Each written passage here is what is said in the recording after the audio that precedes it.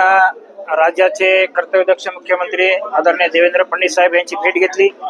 त्यांच्याकडे विनंती केली की माझी अपहरणाची हे तिसरी घटना आहे आणि नांदेड क्राईम वर्ल्ड आहे, यापेक्षा एक 4-5 घटना अशा मोठ्या घडल्यात।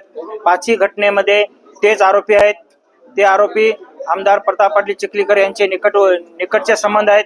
हे सगळे मी पुरावे दिलेत आणि सीएम साहेबांना एवढी विनंती केली की गुन्हेगारी कुठेतरी संपुष्टात आली पाहिजेत, नाहीतर बीडचा जो वाल्मिक कराड आहे तो नांदेडचा वाल्मिक कराड हा प्रताप पाटील चिखलीकर आमदार आमचे हे आहेत, हे मी जाहीरपणे सांगितलं। हे पुरावे दाखवलेत, फोटो आहेत। आमदारच्या गाडीमध्ये आरोपी फिरतोय, किती दुर्दैवी गोष्ट आहे। आमदारचा लोगो असलेली गाडी, आज हे आमदारचा लोगो असलेली गाडी, या गाडीत आरोपी फिरतोय आणि चिखलीकर साहेब म्हणतात की माझा यांच्याशी संबंध नाही। मग हे पुरावे सगळे आहेत। चिखलीकर साहेबाचा फोटो, त्यांच्या मुलाचा फोटो, हे आरोपीचा फोटो आणि हे पूर्ण गँगस्टारचा फोटो आहे। नाही, एवढे पुरावे असते वेळेस मी कसं खोटं बोलणार? बाहेरील अधिकाऱ्यामार्फत चौकशी करा अशी मागणी केली। या जिल्ह्यातला पोलिसांवर तुमचा विश्वास नाही का? सध्या नांदेडमध्ये निवडणुका चालू आहेत, याच्यात या घटनेत राजकारण नको, हा माझा वैयक्तिक विनंती आहे आणि निपक्षपाती चौकशी झाली पाहिजे। कारण 3 अपहरण झालेत, संतोष वडवळे पहिलं, गौरव कोडगिरे दुसरं आणि तिसरं माझं। हे गुन्हेगारी वाढत चाललेले आहे, म्हणून IPS दर्जाचे अधिकारी यांची समिती स्थापन करावी, कार्यक्षेत्राच्या बाहेरील, आणि SIT मार्फत चौकशी करावी, तर हे गुन्हेगारी संपुष्टात येईल आणि खरा गुन्हेगार जो आहे तो समोर येईल।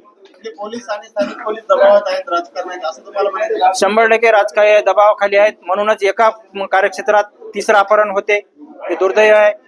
म्हणून कोणावरही दबाव येऊ नये, याच्यात राजकारण शिरू नये, या उद्देशाने ही मी मागणी केली SITची। उपस्थित होते हो, त्यांच्यावरती आपला विश्वास नाही? मी तुम्हाला एकच सांगितले की पूर्ण पोलीस प्रशासनावर खालच्या कुठलाही माझा विश्वास नाही, SP IG साहेब सोडले तर।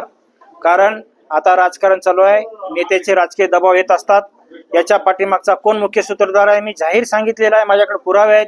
त्यामुळं इथं राजकारण नको, निपक्षपाती चौकशी व्हावी, यापुढे तरी अशी अपहरण घटना घडू नये। आणि माझी विनंती आहे अंजलीताई दमाने यांना, तुम्ही बीडकडेच लक्ष देता, नांदेडकडे बघा ना, किती गुन्हेगारी चालू आहे। 3रं अपहरण आहे। आदरणीय मनोज दादा जरांगे पाटलांना माझी विनंती आहे, आम्ही मानतो, त्यांनी सुद्धा मराठा समाजाचा माणूस आहे म्हणून पाठीशी घालू नये। कोणी गुन्हेगार असो, गुन्हेगाराला माफी करू नये। त्यांनी सुद्धा या घटनेकडे, नांदेडकडे लक्ष देण्याची गरज आहे।